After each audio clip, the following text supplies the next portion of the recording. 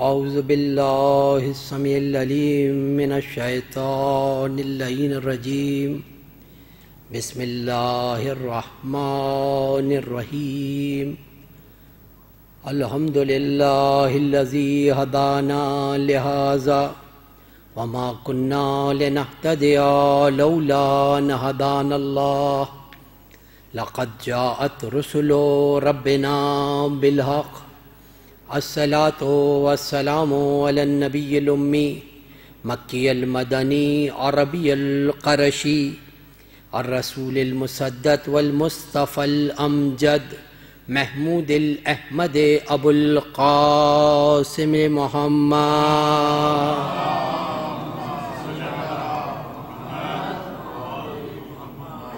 وأهل بيته الطيبين الطاهرين المعصومين المظلومين الذين أذهب الله عنهم الرجس وطهرهم تطهيرا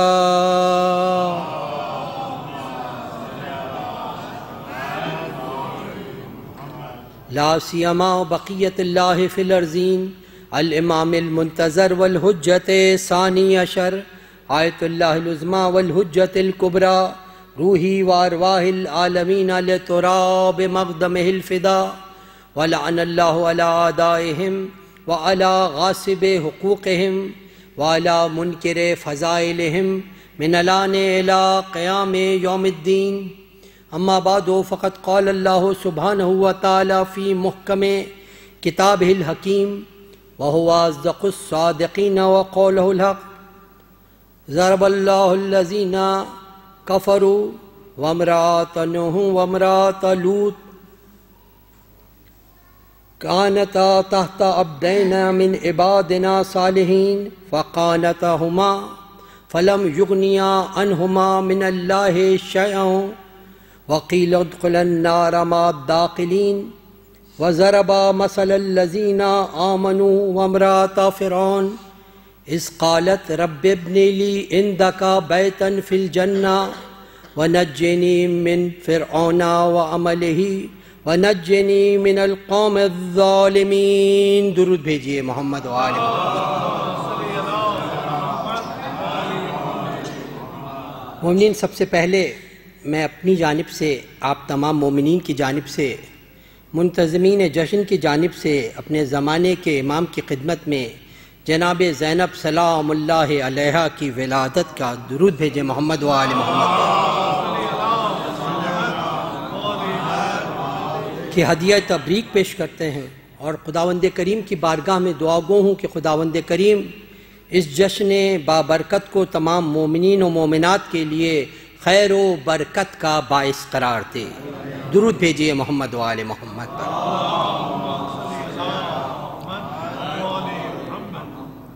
مومنین، سورہ مبارکہ تحریم کی 10ویں اور 11ویں آیہ وافی ہدایہ کہ جن میں خلاق عالم ذکر فرما رہا ہے، دو ان خواتین کا ذکر ہے کہ جن کو صاحبان ایمان کے لیے مثال قرار دیا گیا ہے، اور دو ان خواتین کا ذکر ہے کہ جن کو صاحبان کفر کے لیے قرآن مجید نے مثال قرار دیا۔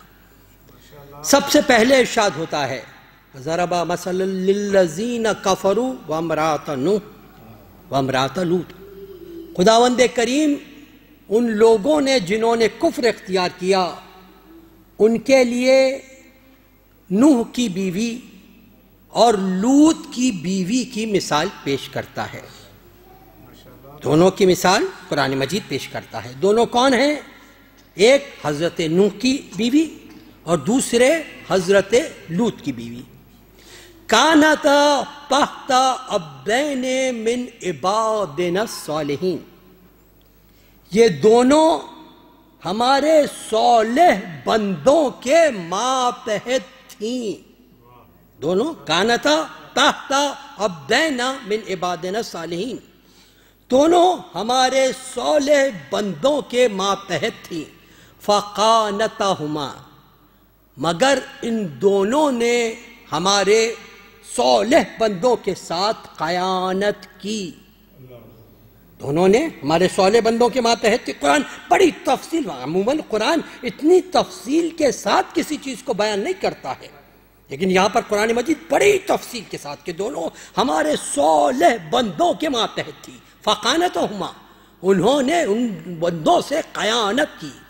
فَلَمْ يُغْنِيَا عَنْهُمَا مِنَ اللَّهِ شَيْئًا، تو جب انہوں نے ہمارے صالح بندوں سے قیانت کی تو ہمارے صالح بندوں کے ساتھ ہونا ان کے لیے بارگاہ الہی میں عذاب کے آنے میں کوئی فائدہ نہیں دے سکا، یعنی اس وجہ سے نہیں بچ سکی کہ پیغمبر کی زوجہ تھی، خیانت کی۔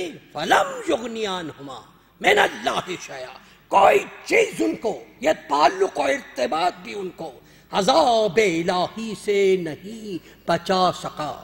وَقِيلَتْ قُنَ النَّارَ مَا الدَّاخِلِينَ، ان سے کہا گیا کہ تم دوزخ میں، جہنم میں داخل ہونے والوں کے ساتھ داخل ہو جاؤ۔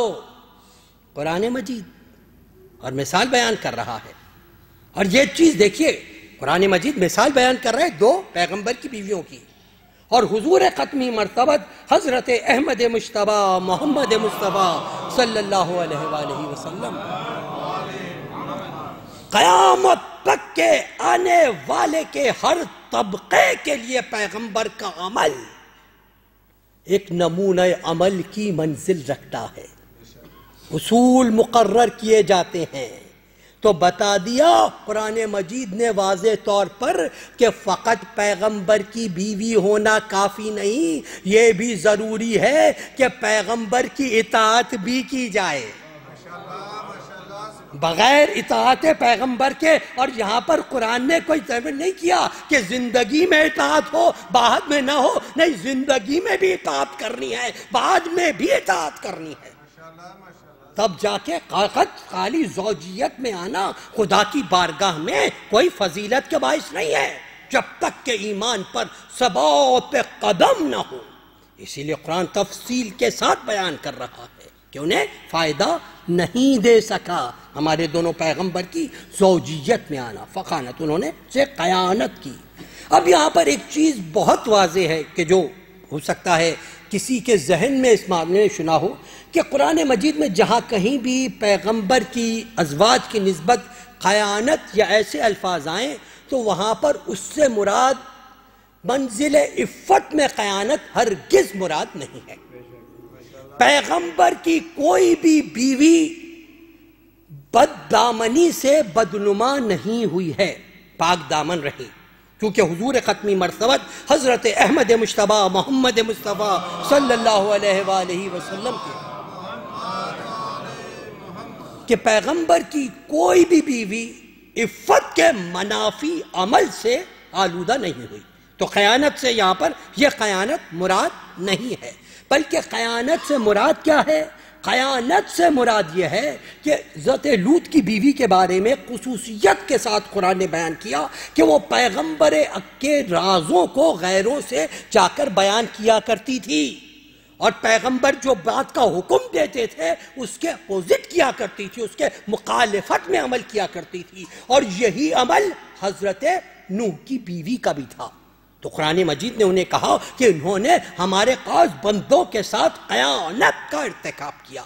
یہاں پر خیانت اور نفاق میں علماء لغت کہتے ہیں یہ دونوں لفظ ایک ہی جیسے ہیں، بس فرق اتنا ہے کہ خیانت جو ہوتی ہے وہ عہد اور امانت کے مقابلے میں ہوتی ہے، اور نفاق جو ہوتا ہے وہ اصول عملی و علمی کے مقابلے میں ہوا کرتا ہے، دین کے مقابلے میں نفاق ہوا کرتا ہے، تو یہ فرق ہے۔ تو ان دونوں نے خیانت کی، اور اس کے بعد قرآن مجید نے قرآن مجید مثال بیان کر رہا ہے، دو مثالیں قرآن مجید نے، یہاں پر دو قائن عورتوں کی مثالیں دی، اس کے بعد دو مثالیں قرآن مجید نے دی ہیں ان مومن عورتوں کی۔ سب سے پہلے ارشاد ہوا فَضَرَبَ اللَّهُ مَثَلًا لِلَّذِينَ آمَنُوا وَامْرَأَتَ فِرْعَوْنَ، اور صاحبان ایمان کے، فقط خواتین کے لیے نہیں، فقط صرف نسواں کے لیے نہیں، قیامت تک کے آنے والے مومنین کے لیے مثال بن رہی ہے۔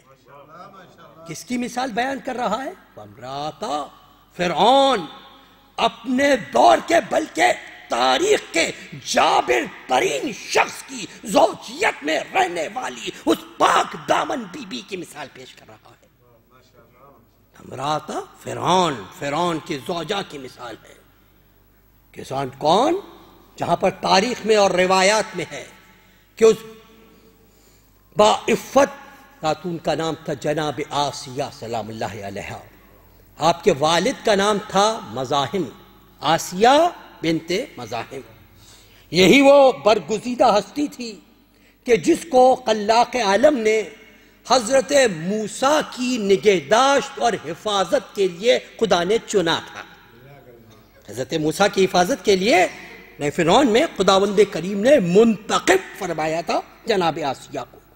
جناب آسیہ جب حضرت موسیٰ کے ایمان لے آئی تھی، موسیٰ کے معجزات دیکھے، ان کی منزل پر ایمان رکھتی تھی، اور مگر ایمان کو پوشیدہ رکھا، اور قرآن ایمان کو پوشیدہ رکھنے پر مدح و ثنا کر رہا ہے، ایمان کو چھپانے پر مدح و ثنا کر رہا ہے۔ اس لیے تو ہم کہتے ہیں کہ تاریخ کو تم نے پڑھا نہیں، اگر تاریخ پڑھ لیتے تو کبھی اس منزل پر جرا نہیں کرتے۔ خدا تو ہمیشہ مدح کر رہا ہے ایمان چھپانے والوں کی وقت ضرورت، کہیں حزقیل کی مدح کی ہے، کہیں آسیہ کی مدح کی ہے۔ بات پہ مزہ، ایمان کو چھپا کے رکھا، مگر جیسا کہ کہتے ہیں نا کہ عشق و مشق چھپانے سے نہیں چھپا کرتے ہیں، تو یہ عشق الہی کی منزل فرعون کو پتا چل گیا۔ فرعون نے ان کو پہلے بہت سمجھایا کہ یہ بات سے باز آ جائیں، اصرار کیا کہ موسیٰ پر ایمان سے اپنے آپ کو وہاں سے باز آ جائیں، نکل جائیں، ختم کر دیں، مگر وہ با استقامت عورت اپنے ایمان پر قائم رہی، یہاں تک کہ تاریخ میں ہے فرعون نے وہ ظلم کیا ہے کہ خواتین پر، صنف نسواں پر اس ظلم کی بہت کم مثالیں ملتی ہیں۔ یہاں تک ہے کہ ان کو لکڑی پر لٹا کر ان کے ہاتھوں میں بعض روایتوں میں کیلیں ٹھوکی گئی تھیں، کیلوں سے ان کے ہاتھوں کو، پیروں کو ٹھوکا گیا تھا، ایک چیز لکڑی پر رکھے، اور اس کے بعد ان کے سینے پر ایک وزنی پتھر رکھ دیا گیا تھا، اور ایسے عالم میں دھوپ میں رکھا گیا۔ اسی وجہ سے، یہ کیلیں گاڑنے کی وجہ سے قرآن مجید نے سورہ صاد میں فرعون کو ذی الاوتاد کے لقب سے پکارا ہے۔ ذی الاوتاد جو کیلیں گاڑنے والا، ذی الاوتاد۔ تو اس طریقے سے دھوپ سینے پہ پتھر رکھ کے جناب آسیہ کو دھوپ میں رکھا، اور اس طریقے سے ظلم و ستم۔ مگر جس وقت وہ باہمت عورت اپنے آخری وقت میں تھی، ظلم و ستم کی انتہا ہو رہی تھی، اس وقت جناب آسیہ نے یہ دعا مانگی ہے۔ کیا دعا مانگی؟ رب ابن لی عندک بیتن فی الجنہ، خداوندہ مجھے اپنے جوار رحمت میں جنت میں ایک گھر دے دے، اپنے جوار رحمت میں جنت میں خداوندہ مجھے ایک گھر دے دے۔ وَنَجِّنِي مِن فِرْعَوْنَ وَعَمَلِهِ، میں فرعون اور اس کے عمل سے نجات مانگتی ہوں، اپنے عمل سے بیزاری کا بھی اظہار کیا، نجات چاہتی ہوں۔ وَنَجِّنَا مِنَ الْقَوْمِ الظَّالِمِينَ، اور قوم ظالم کے عمل سے اپنی بیزاری ظاہر کرتے ہوئے نجات چاہتی ہوں۔ خداوند کریم نے یہ دعائیں جناب آسیہ کی قبول کی، اور کیا منزلت آسیہ کو حاصل ہوئی۔ اس کے فوری بعد جناب مریم علیہ السلام کا ذکر، سلام اللہ علیہ کا ذکر ہے۔ خداوند کریم نے اس فضیلت کی وجہ سے مریم کے ہم رتبہ قرار دیا ہے۔ یہ فضیلت خداوند کریم نے بیان کی۔ تو آپ نے دیکھا، اسی لیے قرآن نے جہاں پر وہ مثالیں بیان کی، وہاں پر جہاں مثالیں بیان کی، وہاں پر یہ مثال قیامت تک کے آنے والے تمام لوگوں کے لیے ایک دیا ہے کہ یاد رکھو، کبھی بھی پیغمبر سے کسی قسم کا ارتباط ہو جائے، پیغمبر سے کسی قسم کی اسی ہو، اولیاء اللہ سے اپنی دوستی کو جہنم کی آگ سے نجات کا پروانہ نہیں سمجھنا۔ مثال قرآن بیان کر رہا ہے، مثال قرآن بیان کرتا ہے نوح کی اور لوط کی بیٹی کی، بیوی کی، کہ اس طریقے سے ان کو ارتباط میں کوئی فائدہ نہیں دکھا، بد عملی نے ان کی خاندان وحی سے ان کے رابطے کو منقطع کر دیا۔ اور یہاں پر صاحبان ایمان کے لیے جناب آسیہ کی مثال، وہ با استقامت عورت، اب آپ سوچئے کہ کیا چیز تھی جو جناب آسیہ کو فرعون کے محل میں میسر نہ تھی؟ دنیا کی ہر قسم کی آسائش تھی جو موجود تھی، ہر قسم کی عورت تھا جو موجود تھا، مگر یہ آسیہ کا استقامت ہے، یہ ایمان کی قوت ہے۔ جب ایمان لے آئی تو سارے عیش و عشرت کو ترک کر دیا، تمام عیش و عشرت کو جناب آسیہ نے ترک کر دیا اور اس کے مقابلے میں اس چیز کو قبول فرمایا۔ اور یہاں پر روایت میں ہے کہ نصیحت کرنے والوں کو بھی اس بات کے ذریعے جناب آسیہ نے جواب دیا کہ جو بار بار آ کے جناب آسیہ کو نصیحت کیا کرتے تھے کہ تم یہ کیا کر رہی ہو، تم اتنی دولت کی حامل ہو، تمہیں اتنا بڑا آسائش پر آسائش زندگی ملی ہوئی ہے، یہ ترک کر کے ایک چرواہے بلکہ جناب موسیٰ کا کیا تھا، اس کے اوپر ایمان لا کے ان آسائشوں سے کیوں اپنے دامن کو چھڑا رہی ہو؟ مگر جناب آسیہ نے جہاں پر اپنے اس عمل سے فرعون کے عمل کی تحقیر کر رہی ہیں، فرعون کے محل کی تحقیر کر رہی ہیں، یہ تمام آسائش دنیا کی ان کی تحقیر کرتے ہوئے ان کی نظر جنت کے مکان پر ہے۔ کہا وہ جنت کا مکان میرے لیے اہم ترین ہے اس دنیاوی آسائشوں سے، یہ تمام آسائش ایک طرف ہے اور جنت کا مکان، جنت کا مقام و مرتبہ اپنے مقام پر ہے۔ یہیں پر ہی تمام صاحبان ایمان کے لیے پیغام ہے کہ جو کبھی ماحول کو، کبھی بیوی یا شوہر کے رشتے کو بہانہ بنا کے شریعت الہی سے، احکام الہی سے بھاگنا چاہتے ہیں، ان کے لیے خدا مثال دے رہا ہے۔ اس سے بڑھ کے کیا چیز ہو سکتی ہے؟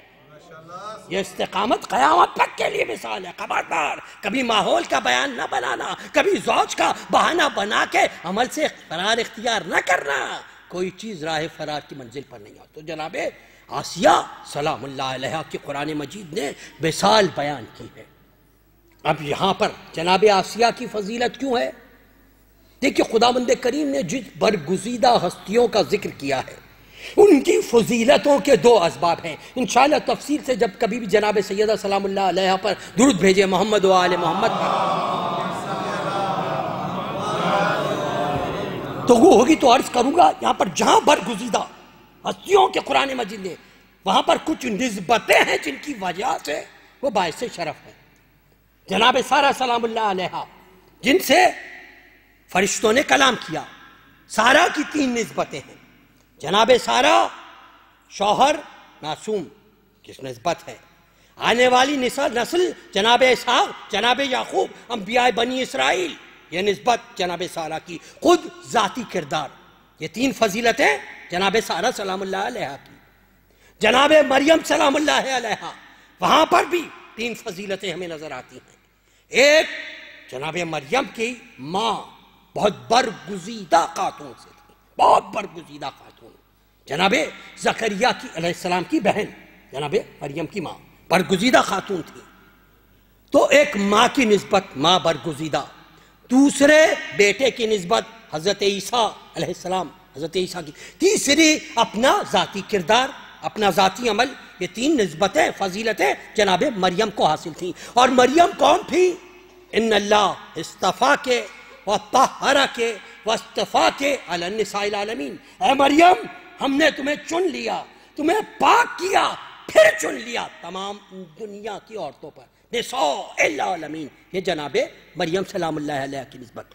مگر جناب آسیہ سلام اللہ علیہ وہاں پر نسبتوں سے کوئی چیز ایسی نہیں ہے، نہ باپ کی نسبت ہے، نہ اولاد کی نسبت ہے، فقط 2 شرف ہیں جناب آسیہ سلام اللہ علیہ کے، ایک ذاتی کردار ہے، دوسرے فرعون کے جبر سے ایک نبی کو بچایا ہے، ایک نبی ہے الہی کو حضرت موسیٰ کو فرعون کے شر سے بچایا ہے۔ قرآن گواہ ہے، بار بار یہ بات ہوتی تھی کہ اس کو قتل کر دینا چاہیے، اس کو قتل کر دینا چاہیے۔ جناب آسیہ آڑے آ جاتی تھی، نہیں نہیں، یہ جناب آسیہ ہے، حضرت موسیٰ کی حفاظت کی۔ تو حضرت موسیٰ ایک حجت الہی، ایک اللہ کے رسول کی حفاظت کرنے والے کو خداوند کریم نے یہ شرف حاصل کیا کہ ان کو دنیا کی عورتوں پر منتخب کر لیا۔ یہ جناب آسیہ کی فضیلت ہے، یہ جناب آسیہ کا شرف ہے۔ اب اسی نسبت سے ذرا اب ہم غور کریں، ثانی زہرا جناب زینب سلام اللہ علیہ،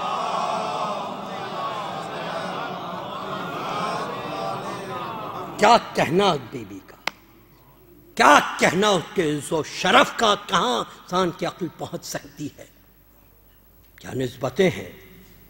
اگر والد ہیں، والدہ ہیں، نانا ہیں، نانی ہیں، دادا ہیں، دادی ہیں، کائنات میں کوئی ایسا شجرہ بتا دو جہاں یہ تمام نسبتیں شرف کی منزل پر ہوں۔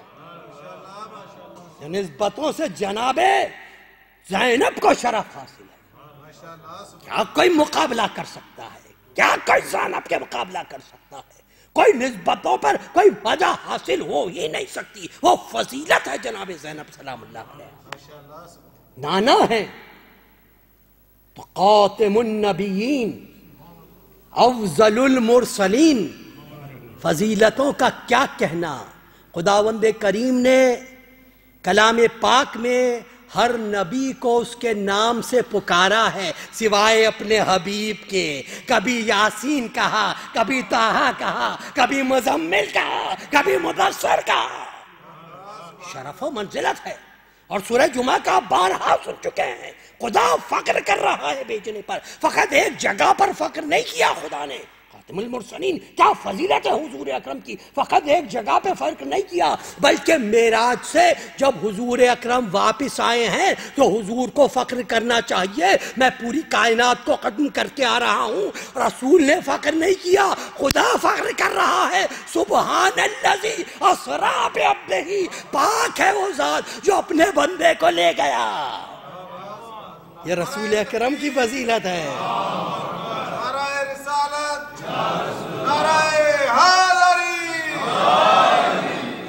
یہ رسول اکرم کا شرف ہے۔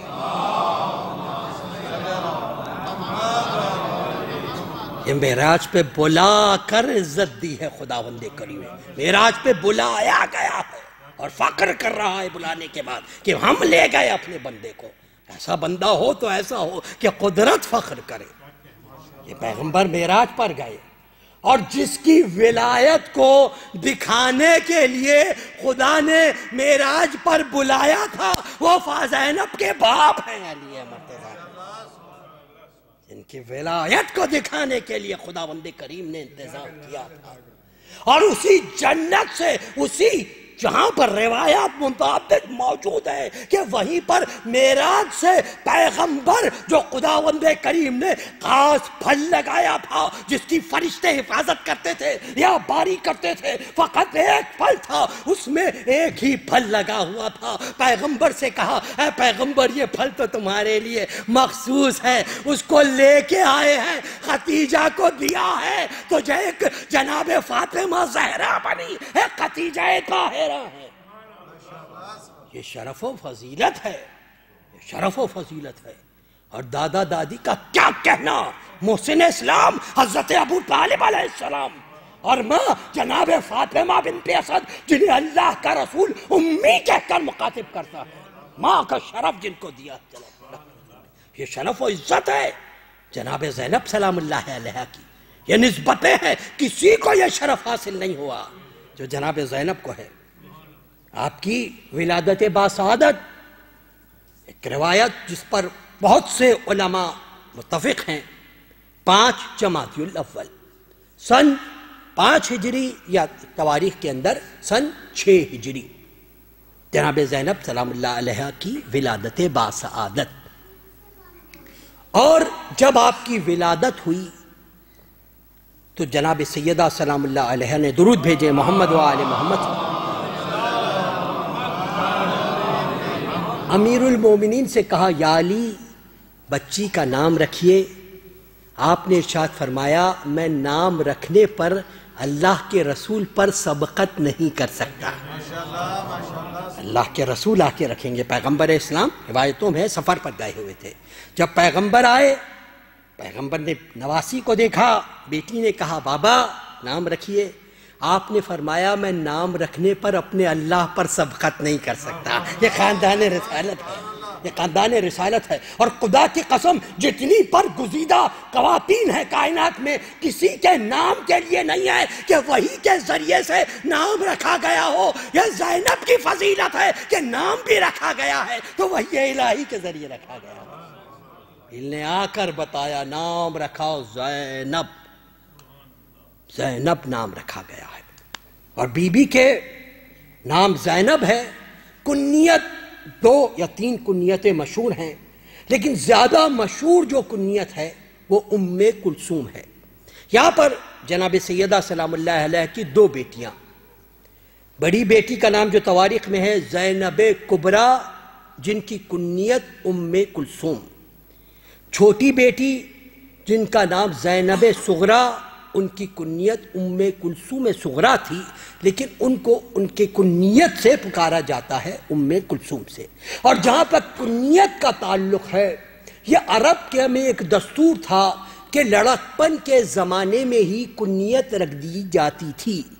اس سے پہلے کہ وہ باپ یا ماں بنے اور اس کے بعد اولاد ہو جیسا ایک عام طور پر سمجھا جاتا ہے، عرب کے ماحول میں یہ دستور بھی تھا کہ کنیت لڑکپن کے زمانے میں رکھ دی جاتی تھی جب شادی ہوتی بھی نہیں تھی. اس وقت بھی بعض اوقات کنیت رکھ دی جاتی تھی. تو اس بات نسبتوں سے جو ہم تلاش کرتے ہیں اس کا اس کنیت سے عموماً نہیں ہوتی تھی. تو جناب یہ جناب زینب سلام اللہ علیہ کا ایک آپ کی کنیت ام الحسن بھی ہے جو تواریخ میں رقم ہوئی ہے.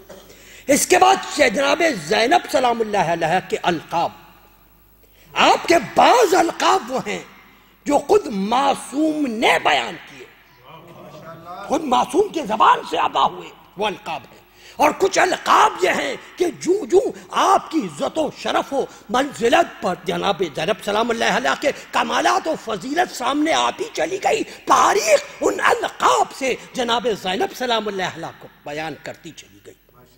سب سے پہلا جو خود امام نے بیان کیا، درود بھیجے محمد و آل محمد پر.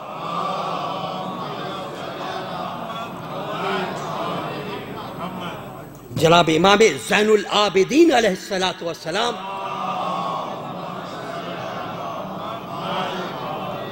اشارہ کر کے ارشاد فرمائے انتا بحمد اللہ عالم غیر معلما و فہم غیر مفہما. امام علیہ السلام کہ پھوپھی کو مخاطب کر کے کہ پھوپھی جان آپ خدا کی حمد ہے کہ آپ ایسی عالمہ ہیں کہ جس نے کسی کے سامنے زانو ادب طے کر کے علم حاصل نہیں کیا ہے. وہ فہم و فراست رکھنے والی ہیں جس نے کسی سے اس فہم و فراست کو سیکھا نہیں ہے. یعنی مراد یہ ہے کہ جناب زینب وہ ہیں جن کی تربیت کے اندر کسی غیر معصوم کا دخل ہی نہیں ہے. جتنے ہیں سب صاحبان عصمت کی منزل پر ہیں، صاحبان عصمت کی منزل پر ہیں، سب نے تربیت کی، اس کو زینب کہتے ہیں. کون زینب؟ درود بھیجے محمد و آل محمد پر.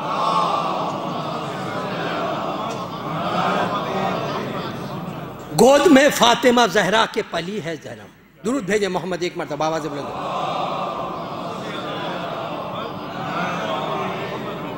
گود میں فاتح خیبر کے پلی ہے زینب، انگلیاں تھام کے قرآن کی چلی ہے زینب. گود میں فاتح خیبر کے پلی ہے زینب، انگلیاں تھام کے قرآن کی چلی ہے زینب. ایک منزل پہ شجاعت بھی ہے، ایثار بھی ہے. گھر میں زہرا ہے تو میدان میں علی ہے زینب. ایک منزل پر شجاعت بھی ہے، ایثار بھی ہے. گھر میں زہرا ہے تو میدان میں علی ہے زینب. یہ جناب زینب سلام اللہ علیہ.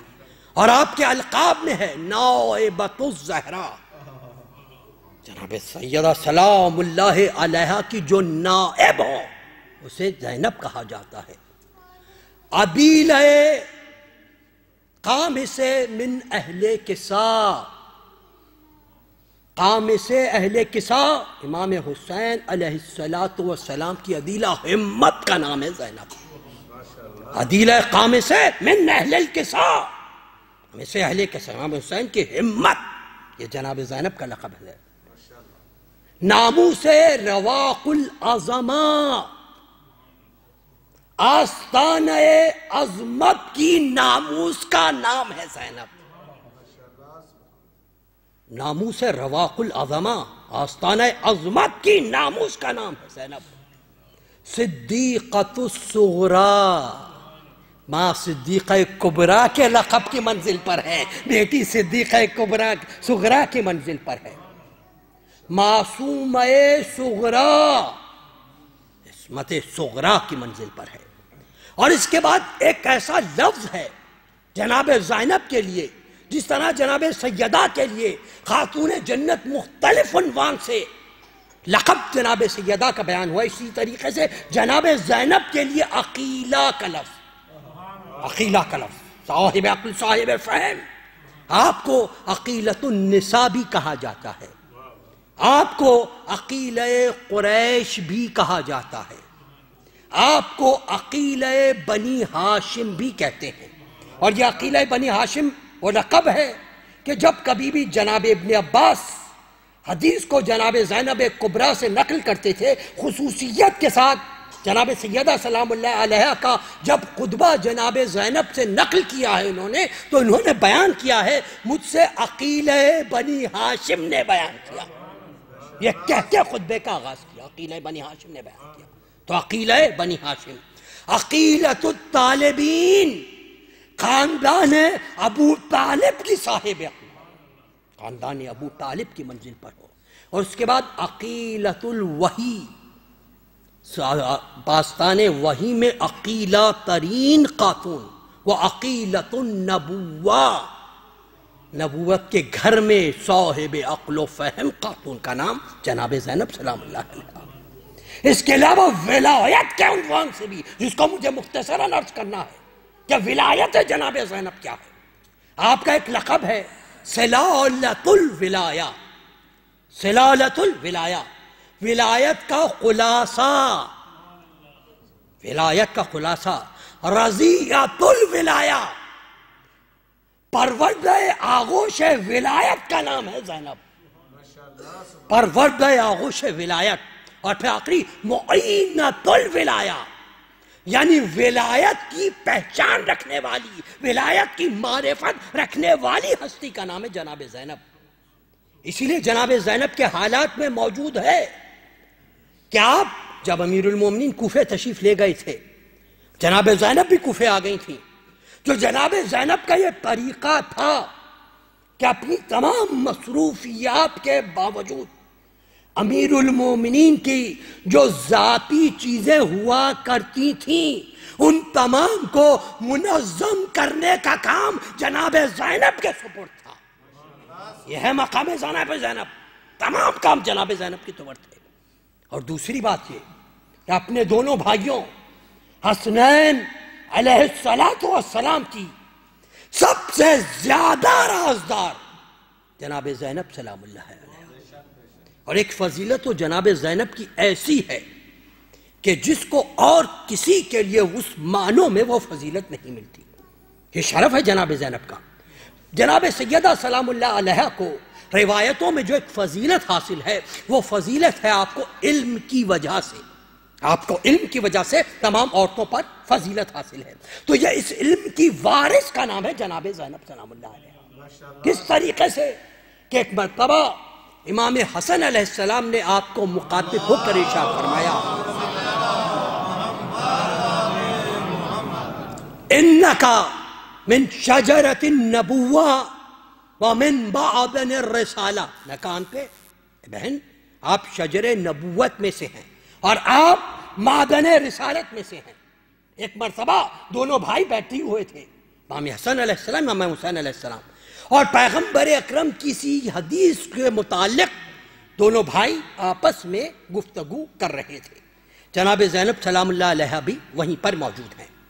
جب ان کی گفتگو میں پایا، آپ نے امام حسن سے مخاطب ہو کر عرض کی کہ بھائی آپ نانا رسول اللہ کی حدیث کے متعلق گفتگو کر رہے ہیں نا، اور یہ وہ مشکل مسئلہ ہے کہ آج تو آسان ہے، اس دور میں شہزادی نے اس کو حل کیا ہے کہ اللہ کے رسول نے ارشاد فرمایا الحلال بین والحرام بین والشبہات لا یعلم انا کثیر من الناس۔ پیغمبر اکرم کی حدیث ہے، حلال بالکل واضح ہے، حرام بالکل آشکار ہے، مگر شبہات وہ ہیں کہ جہاں پر چیزیں واضح نہیں ہیں کہ کون سی چیز حلال ہے کون سی چیز حرام ہے، اور ہر شخص اس چیز کو نہیں سمجھ سکتا، مشکوک چیزوں کو اس چیز کو نہیں سمجھ سکتا، چیز تشخیص نہیں کر سکتا۔ پھر یہاں پر جناب زینب نے وضاحت فرمائی ہے، آپ نے ارشاد فرمایا کہ جو شخص چاہتا ہے کہ وہ عزت و شرف حاصل کرے تو اس کو چاہیے کہ وہ مشکوک چیزوں سے پرہیز کرے، مشکوک چیزوں سے پرہیز کرے تو اس کا دین اور اس کی عزت محفوظ ہوگی، اور جو مشکوک چیزوں کی طرف قدم بڑھائے گا وہ حرام کی طرف گرنے پر بہت زیادہ امکان اس کا موجود ہے۔ آپ نے ارشاد فرمایا اس کی اس طریقے سے مثال دی جا سکتی ہے کہ جس طریقے سے کہ کوئی چرواہا اپنے ریوڑ کو کسی کھائی کو پار کروا رہا ہو، تو جب وہ کھائی کو پار کروا رہا ہو تو اس بات کے بہت سے امکانات موجود ہیں کہ کچھ بھیڑ و بکریاں اس کھائی میں گر جائیں۔ پھر آپ نے ارشاد فرمایا یاد رکھو ہر انسان میں ایک کھائی ہے، وہ کھائی ہے حرام۔ خداوند کریم نے جن امور کو حرام قرار دیا ہے وہ کھائی ہے، تو اب جو بھی شخص مشکوک چیزوں کی طرف قدم بڑھاتا ہے اس بات کا امکان ہے کہ وہ حرام کی کھائی میں گر جائے گا۔ جو شخص بھی مشکوک چیزوں کی طرف قدم بڑھائے یہ بات امکان پیدا ہو جاتا ہے کہ وہ حرام کی کھائی کی طرف گر جائے گا۔ تو بس جو شخص چاہتا ہے کہ اپنے آپ کو ان چیزوں سے محفوظ رکھے وہ مشکوک چیزوں سے پرہیز کرے۔ پھر آپ نے ارشاد فرمایا کہ حلال وہ چیز ہیں جن کو قرآن نے بیان کیا، اللہ کا قول قرآن نے بیان کیا، پیغمبر اکرم نے اس کی وضاحت فرما دی، جیسے نماز کا واجب ہونا، جیسے روزے کا واجب ہونا، جیسے حج کا استطاعت پر واجب ہونا، جیسے جھوٹ کا، خیانت کا، نفاق کا منع کیا گیا ہو، جیسے امر بالمعروف و نہی عن المنکر ہے۔ اس کے بعد آپ نے فرمایا حرام وہ چیزیں ہیں کہ جو خدا نے حرام قرار دی، قرآن نے بیان کیا، اور یہ وہ چیزیں ہیں کہ جو مکمل طور پر خداوند کریم نے حرام قرار دی ہیں، اور یہ حلال کا اپوزٹ ہے، حلال کی مخالفت کی منزل پر ہے۔ تو اب جو شخص حلال ہے وہ بھی واضح ہے، حرام ہے وہ بھی واضح ہے۔ اب اگر کوئی شخص چاہتا ہے مگر مشکوک چیزیں لوگوں پر واضح نہیں ہیں، تو اب اگر کوئی چیز چاہتا ہے کہ اسے عاقبت سنور جائے اس کی، تو اسے چاہیے کہ مشکوک چیزوں کی طرف قدم بڑھانے سے رک جائے۔ حلال جو چیزیں کی ہیں ان کو اختیار کیے، حرام جو چیزیں کی ہیں ان کو چھوڑ دے، مشکوک چیزوں کی طرف نہ جائے، ان سے پرہیز کرے تو اس کی عاقبت بخیر ہو جائے گی۔ مگر وہ شخص جو حلال و حرام کو دیکھے بغیر مشکوک چیزوں کی طرف قدم بڑھاتا ہے اس بات کے امکان ہے کہ اس کا قدم حرام کی طرف چلا جائے گا۔ یہ اتنی بڑی تفصیل جناب زینب نے جب بیان کی تو امام حسن علیہ السلام نے مسکرا کے ارشاد فرمایا کہ انکا انت من شجرۃ النبوہ ومن معدن الرسالہ، اے میری بہن زینب آپ شجر نبوت میں سے ہیں، معدن رسالت میں سے ہیں۔ یہ فضیلت ہے جناب زینب کی۔ درود بھیجئے محمد و آل محمد۔ یہ مقام و مرتبہ ہے جناب زینب سلام اللہ علیہ کا، اور کیا کہنا جناب زینب کا۔ جناب زینب اس بی بی کا نام ہے، شہید مطہر علیہ الرحمہ اپنی کتاب میں جناب زینب سلام اللہ علیہ کی 3 مقام ایسے ہیں جہاں پر ولایت ثابت کرتے ہیں کہ ولایت کی منزل پر تھی جناب زینب سلام اللہ علیہ۔ پہلی منزل ولایت کی، امام حسین مدینے سے جب جا رہے تھے وہاں پر بھی روایت ہے، اور عصر عاشور بھی روایت ہے مدینے سے جاتے وقت امام زین العابدین کا ہاتھ جناب زینب کے ہاتھ میں دیا تھا. عصر عاشور بھی امام کا ہاتھ جناب زینب کے ہاتھ میں دے کر کہا تھا بہن ان کی حفاظت کرنا. یہاں پر شہید مطہری کہتے ہیں یہ ہو ہی نہیں سکتا کہ جو ولایت کی منزل پر نہ ہو کسی امام معصوم کو اس کے سپرد کیا جائے. یہ ولایت ہے جناب زینب سلام اللہ علیہ کی. امام زین العابدین کو سپرد کرنا ولایت کی منزل پر ہے. کیا آپ ولایت کی منزل پر تھے. دوسرا مقام جس کو سب نے لکھا، جس شخص نے مقتل کو لکھا ہے اس نے لکھا ہے، یہاں تک کہ برادران اہل سنت میں سے مقتل الطالبین لکھا انہوں نے بھی نقل کیا ہے. ولایت ہے جناب زینب سلام اللہ علیہ. دوسرا مقام مسلم جساس بیان کرتا ہے، جساس کہتے ہیں رنگ کرنے والے کو، کہ میں کہیں دیوار پہ رنگ کر رہا تھا کہ ایک شور اٹھا، قیدی آئے ہیں. میں آگے بڑھا تو دیکھا کہ کوفے کا بازار لوگوں سے پٹا پڑا ہے، ہر طرف ہجوم نظر آ رہا ہے، سر ہی سر ہر طرف نظر آ رہے ہیں، لوگوں کا مجمع ہے. اور کچھ قیدی ہیں کہ جو اونٹوں پر سوار لائے گئے ہیں، جن کا تماشا کرنے کے لیے یہ خلقت جمع ہوئی ہے. یہ خلقت جمع ہوئی ہے. یہ ایسا واقعہ ہے کہ جس کو سب نے نقل کیا ہے کوفے کے حالات میں. تمام مجمع جمع ہوا ہے. ایسے میں مسلم جساس کہتا ہے میری نظر ایک بی بی پر پڑی. اس نے اپنے ہاتھ کو آگے بڑھایا اور انگشت شہادت سے اشارہ کیا. کچھ اور نہیں، فقط انگشت شہادت سے اشارہ کیا.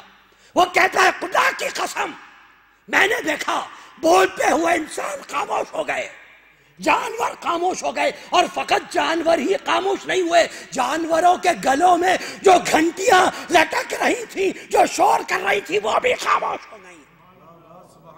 بلکہ روایتوں میں تو یہاں تک ہے انسان کے سینوں میں دل خاموش ہو گئے. یہ کیا ولایت کی منزل ہے. سورہ ابراہیم پڑھیے، خدا کہہ رہا ہے مردہ بندے ہوئے ہمارے استفاء والے بندے وہ ہیں جن کے لیے ہم نے کائنات کو مسخر کر دیا ہے. یہ ہوا مسخر ہے، یہ پانی مسخر ہے، یہ کائنات جن کے لیے مسخر کر دی گئی ہے. اب یہ زینب کا مقام ولایت نہیں تو کیا ہے کہ ایک اشارے سے شہزادی کے بولتی ہوئی چیزیں خاموش ہو گئی. اور انسان کو بولنا روکنا ہو سکتا ہے بات ہو، گھنٹیاں رک جائیں، یہ اختیار ہے جناب زینب، ولایت ہے جناب زینب کی منزل ہے. دوسرا مقام ہے ولایت جناب زینب سلام اللہ علیہ کا. ابن زیاد کا دربار، فاسق و فاجر کا دربار، میرا بیمار امام ہتھکڑیوں بیڑیوں میں جکڑا ہوا ہے کہ وہ ظالم اپنے ظلم کی چھڑی کو لے کر کھڑا ہوا. یہاں پر روایت ہے وہ دیکھنا چاہتا ہے کہ میری فتح ہوئی ہے یا کیا ہوا ہے. آیا میری بی بی بالوں سے سر ڈھانپے بیٹھی ہے. اس نے اشارہ کر کے کہا یہ بی بی کون ہے؟ کہا یہ زینب بنت علی ہے. جب جان لیا کہ زینب ہے تو مخاطب ہو کر کہا کہ دیکھا اللہ نے تم اہل بیت کے ساتھ جو کچھ کیا تم نے اس کو کیسا پایا. تم اہل بیت کے ساتھ اللہ نے جو کچھ کیا، یہ وہ ظالم کہہ رہا ہے، تم نے اس کو کیسا پایا. اب یہاں پر بحث کرتے ہوئے علماء کہتے ہیں کوئی کتنی بھی پاک بی بی ہوتی، ایک تو ظلم و جور کا ماحول دیکھیں، بھتیجا زنجیروں میں جکڑا ہوا ہے، سر پر چادر نہیں ہے، جوانوں کے سروں نیزوں پر سر موجود ہیں، قید کا عالم ہے. کوئی دوسری بی بی کسی میں مجال ہے بات کر سکے؟ کتنی بھی برگزیدہ ہو، یا تو بات نہیں کر سکے گی یا زیادہ سے زیادہ رو کر خاموش ہو جائے گی. مگر یہ زینب کا مقام ولایت ہے. جب اس ظالم نے یہ کہا کہ خدا نے تم اہل بیت کے ساتھ جو کچھ کیا اس کو کیسا پایا، تو بی بی نے سر اٹھا کر کہا انی رائے تو اللہ جمیلہ، میں نے تو شہداء کے خون میں جمال الہی کو دیکھا ہے. شہداء کے خون میں جمال الہی کو دیکھا ہے. یہ منزل آسان ہے، عام منزل نہیں ہے، یہ ولایت کا مقام ہے. موسیٰ دور پر کہے خداوندہ تو مجھے دکھا دے اپنے آپ کو کیسی منزل پر ہے. یہاں علی کی بیٹی کہہ رہی ہے میں جمال الہی کو دیکھ رہی ہوں. یہ مقام ولایت ہے جناب زینب سلام اللہ علیہ کا. اور تیسری منزل دربار یزید، فاسق و فاجر کا دربار. اور وہ ظالم آ کر اسی طریقے سے نکلا ہے، لے کر پوچھا یہ کون ہے؟ کہا یہی زینب بنت علی ہے. خطاب کرنا چاہتا ہے یہ زینب ہے، یہ زینب ہے. تاریخ میں اس کی مثال نہیں ملتی. جناب زینب نے ارشاد فرمایا انی تقصروں کا، اے یزید میں تجھے اس سے بہت کم پر سمجھتی ہوں، بہت گدا، بہت کم پر سمجھتی ہوں، حقیر سمجھتی ہوں کہ میں تجھ سے کلام کروں. یہ جناب زینب کا مقام ہے. میں تجھ سے اسے بہت حقیر سمجھتی ہوں کہ میں تجھ سے کلام کروں. کون؟ یزید. جہاں پر اکثر ترسی نشین موجود ہیں، جہاں پر لوگوں کا مجمع موجود ہے، یہ چیز موجود ہے. اور پھر بی بی نے سر اٹھا کر کہا تو چاہتا ہے جیت کس کی ہوئی؟ تو جان لے جیت جس کی ہوئی. یہ امامت ہمارے پاس ہے، رسالت ہمارے پاس ہے، ولایت ہمارے پاس ہے، مہدی ہمارے پاس ہے. یہ ولایت کی منزل ہے. اور میں جاؤں گی مگر اس خسر و غرور کو توڑ کر جاؤں گی. تیرے غرور کو ختم کر کے جائے گی علی کی بیٹی. یہاں پر کسی نے کہا درود بھیجئے محمد و آل محمد کہ اب تلک اب نہ سر اٹھا کے چلے گا کوئی یزید زادہ. اب تلک اب نہ سر اٹھا کے چلے گا کوئی یزید زادہ. غرور شاہی کو خاک میں یوں ملا گئی ہے علی کی بیٹی. اب تلک اب نہ سر اٹھا کے چلے گا کوئی یزید زادہ. غرور شاہی کو خاک میں یوں ملا گئی ہے علی کی بیٹی. یہ ثانیہ زہرا کی منزل ہے. یہ ثانیہ زہرا بتا دیا جناب زینب سلام اللہ علیہ نے کسے کہتے ہیں. یہی جناب زینب ہے. آج اگر امامت کی بقا ہے، یقیناً خداوند کریم انتظام کرتا ہے، مگر اس بقا ہے امامت میں اگر کوئی ضمانت ہے تو جناب زینب. اور وہاں پر میں نے عرض کیا تھا نا خدا نے جناب آسیہ کی مدح کیوں کی تھی؟ ایک تو ذاتی کردار تھا، دوسرے ایک نبی کو ظالم کے شر سے بچایا تھا. یہاں پر جناب زینب نے فقط امام زین العابدین کو نہیں بتایا، نسل امامت کو بچایا ہے. یہ جناب زینب سلام اللہ علیہ کہ پوری نسل امامت کو جناب زینب نے بچایا ہے. یہ جناب زینب کی منزل ہے. بس آخر میں دو اشعار اور آپ کے لیے درود بھیجے محمد و آل محمد پر.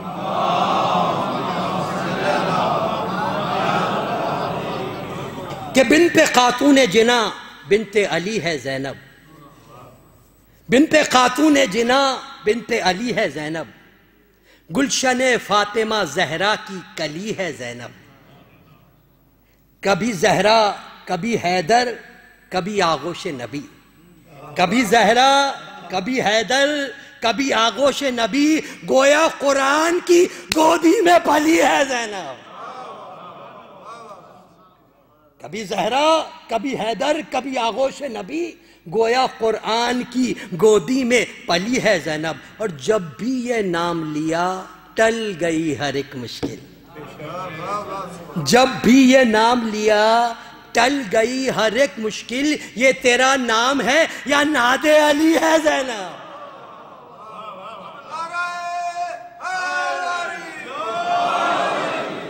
یہ تیرا نام ہے یا ناد علی ہے زینب؟ اور عصمتوں کی کتاب ہے زینب، عصمتوں کی کتاب ہے زینب، زینت بو تراب ہے زینب.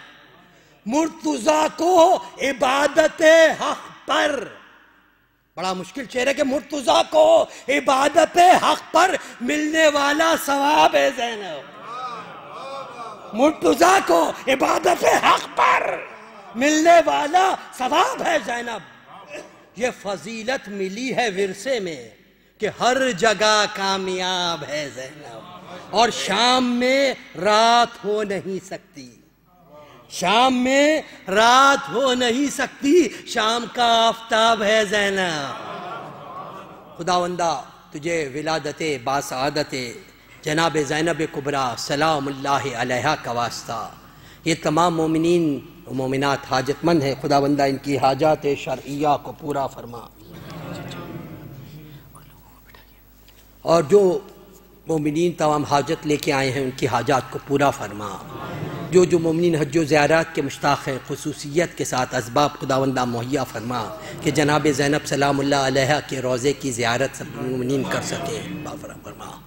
جو مومنین بے روزگار ہیں ان کو باعزت روزگار عطا فرما، جو صاحب روزگار ہیں ان کے روزگار میں ترقی و برکت عطا فرما، جو مومنین لا ولد ہیں اولاد صالح عطا فرما، جو صاحب اولاد ہیں انہیں صحیح تربیت کرنے کی توفیق عطا فرما، جو بہنوں بیٹیوں کے رشتوں کی وجہ سے پریشان ہیں ان کو بہترین کفو عنایت فرما۔ یہ مومنین و مومنات مسلمین و مسلمات جہاں کہیں بھی آباد ہیں ان کی جان و مال و عزت و آبرو کی حفاظت فرما، ہمارے مقامات مقدسہ کی حفاظت فرما، مراجع الزام کی حفاظت فرما، ظہور امام میں تعجیل فرما، یاور و انصار میں شامل ہونے کی توفیق عطا فرما، جو مومنین و مومنات بیمار ہیں ان کی صحت یابی کے لیے بآواز بلند درود ارشاد فرما۔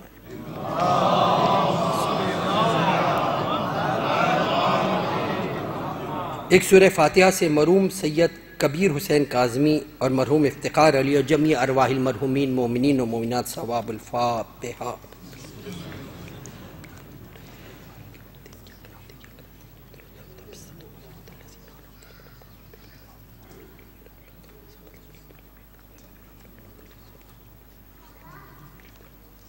ربنا تقبل منا انکا انت السمیع العلیم برحمتک یا ارحم الراحمین۔ عشر فاطمیہ کی 5 مجالس کا آغاز اس کے بعد والے جمعے سے انشاءاللہ 10 فروری سے ہوگا۔ آپ تمام مومنین سے میں شرکت کی گزارش ہے، 10 فروری سے انشاءاللہ 5 دن کی مجالس کا اہتمام کیا گیا ہے۔ ان اللہ و ملائکتہ یصلون علی النبی یا ایھا الذین آمنوا صلوا علیہ وسلموا تسلیما۔ اللہ